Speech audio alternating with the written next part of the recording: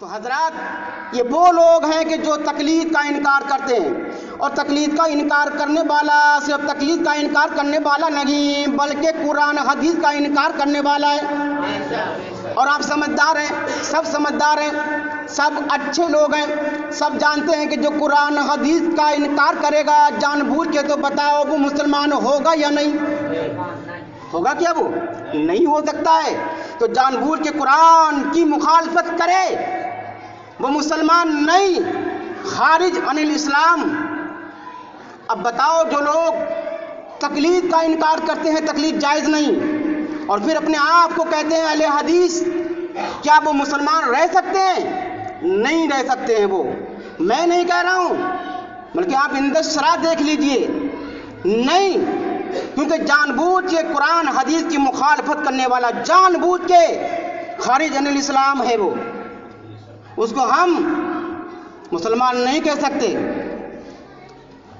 اب میں عرض یہ کر رہا تھا کہ تقلید اہل سنت والجماعت کے نزدیک جائز ہے، اور میری جانب سے نہیں، میں اپنی جانب سے نہیں، میں نے ابھی آپ کو بتایا تقلید قرآن حدیث سے ثابت ہے، قرآن سے ثابت، حدیث سے ثابت۔ اب آئیے میں قرآن کی آیت پیش کرتا ہوں۔ اگر آپ کے اندر واقعی حق پرستی ہوگی، اگر آپ واقعی حق پرست ہوں گے، اگر آپ واقعی سنی صحیح عقیدہ انسان ہوگے، اگر آپ کے اندر احساس ہوگا، اگر آپ کا ضمیر زندہ ہوگا، تو جب آپ اس قرآن کی آیت کو سنیں گے تو آپ سمجھ جائیں گے تقلید ضروری ہے، تقلید جائز ہے، تقلید لازمی ہے، ناجائز نہیں ہے تقلید۔ اور جو انکار کرتے ہیں وہ غلط انکار کرتے ہیں، وہ غلطی پر ہیں۔ آئیے قرآن میں اللہ فرماتا ہے اہدنا الصراط المستقیم صراط الذین انعمت علیہم غیر المغضوب علیہم ولا الضالین۔ زور سے بول دو۔ کسی کی ہمت ہو تو تقلید کا انکار کرتے ہیں، میں ان کو دعوت دیتا ہوں، اگر واقعی تم اپنے قول میں سچے ہو تو پیار محبت سے آ جاؤ، بات کر لو،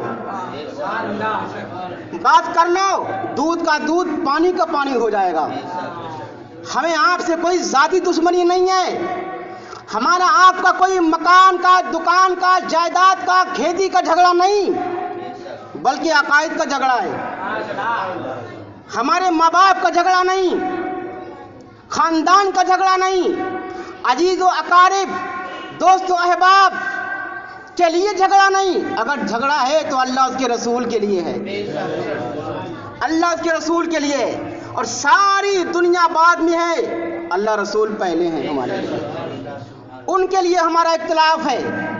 آؤ ہمارے سامنے بیٹھ کے بات کرو، دودھ کا دودھ پانی کا پانی ہو جائے گا۔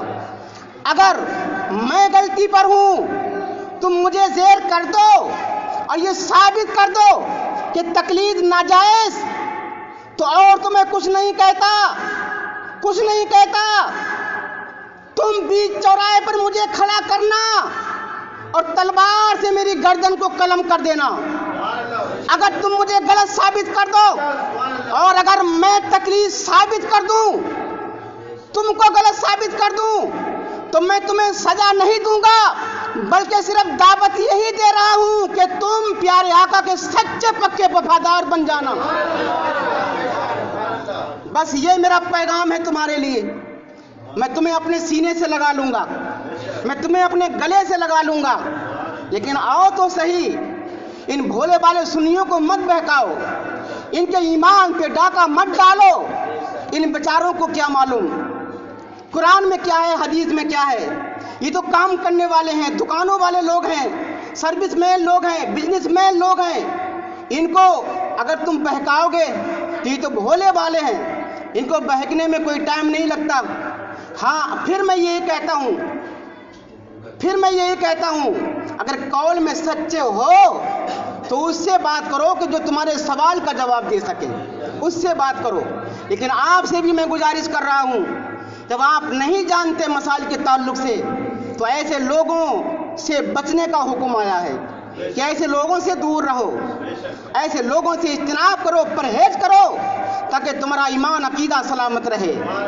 تو آئیے میں نے آپ کے سامنے ایک آیت پڑھی، اللہ فرماتا ہے اہدنا الصراط المستقیم صراط الذین انعمت علیہم غیر المغضوب علیہم ولا الضالین۔ اب جو تقلید کا انکار کرنے والے ہیں، میں ان سے کہنا چاہتا ہوں کہ اس آیت کریمہ کا کیا کرو گے، اس کا کیا مطلب ہوگا؟ قرآن فرماتا ہے اہدنا الصراط المستقیم صراط الذین انعمت علیہم، اے اللہ تو ہمیں سیدھا راستہ چلا، راستہ ان کا کہ جن پر تو نے انعام فرمایا، صراط الذین انعمت علیہم، جن پر تو نے انعام فرمایا، غیر المغضوب علیہم ولا الضالین، نہ کہ ان کا کہ جن پر تو نے غضب کیا اور نہ بہکے ہوئوں کا۔ تو حضرات قرآن نے فرمایا اے اللہ تو ہم کو سیدھا راستہ چلا، توجہ کرو، سیدھا راستہ چلا، کن کا راستہ؟ انعمت علیہم، کہ جن پر تو نے انعام کیا۔ اب ذہن میں یہ سوال پیدا ہوتا ہے، کوئی معلوم کرنے والا معلوم کر لے، کوئی پوچھنے والا پوچھ لے، کوئی سوال کرنے والا سوال کر لے کہ اللہ نے جن پر انعام کیا وہ کون لوگ ہیں؟ بس اس کو سمجھنا ہے، بات سمجھ میں آ جائے گی۔ جن پر اللہ نے انعام فرمایا وہ کون لوگ ہیں؟ تو کھولو پارہ نمبر 5، مسئلہ حل ہو جائے گا۔ پارہ نمبر 5 میں ہے، اللہ فرماتا ہے، قرآن کا فرمان ہے کہ جن پر اللہ نے انعام کیا وہ انبیاء کرام کی جماعت ہے، وہ رسول اللہ اسلام کی جماعت ہے، وہ صحابہ کرام کی جماعت ہے، وہ اولیاء کاملین کی جماعت ہے، وہ شہداء کرام کی جماعت ہے، وہ محققین کی جماعت ہے، وہ محدثین کی جماعت ہے، وہ کتب ابدال غوث کی جماعت ہے۔ تو اللہ فرما رہا ہے لوگوں، جو میرے نیک بندے ہیں یعنی انبیاء، رسول، اولیاء، اقطاب، شہداء، صحابہ، ان کے پیچھے چلو، اور پیچھے ہی چلنے کا نام تقلید ہے۔ تو پتہ یہاں سے چلا کہ تقلید ناجائز نہیں بلکہ جائز ہے۔